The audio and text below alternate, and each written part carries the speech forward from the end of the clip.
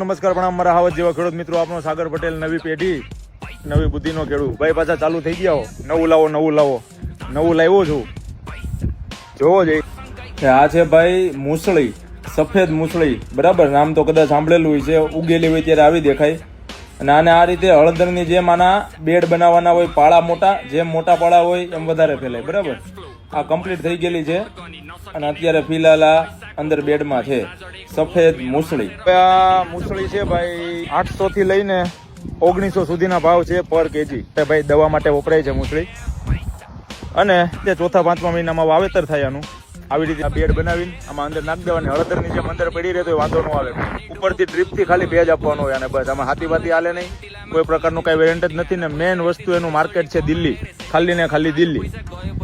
આજે ખેડૂએ વાવેતર કરેલું છે ભાઈ, એ લગભગ 15 વર્ષથી વાવે છે. અને એને એમ કે છે કે હાઈસ્ટમાં હાઈસ્ટ ભાવ આપણે 3500-4000 સુધીનો લીધેલો છે. નવું વાવો, આમાં બને પૈસા. અને આપણે પૈસા બનાવવાના છે, પૈસા કમાવાના નથી, બનાવવાના છે. તો જ ખેડૂતનું કલ્યાણ થાય એમ છે. તો ભાઈ આ મૂસળી, હવે આની પ્રોસેસ જે છે માર્કેટમાં વેચવાની, કે આ મોટી મોટી જે હળી છે આને આ રીતે તોડી, બરાબર.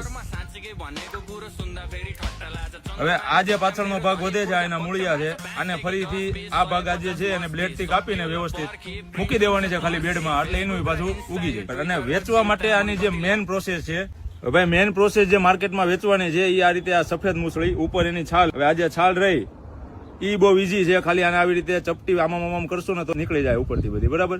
પછી આને હૂકવી દેવાની છે. હુકાઈ જાય પછી આ માર્કેટમાં વેચાય છે. અને માર્કેટ હજી એકવાર કહું છું દિલ્હી છે. દિલ્હી ખોટા ભાવીને ભરાઈ ન જતા, અહીંયા ક્યાંય નથી. પેલા જાણજો પછી આ કરજો, ઠીક છે. બાકી વાવો, પૈસા તો બનશે.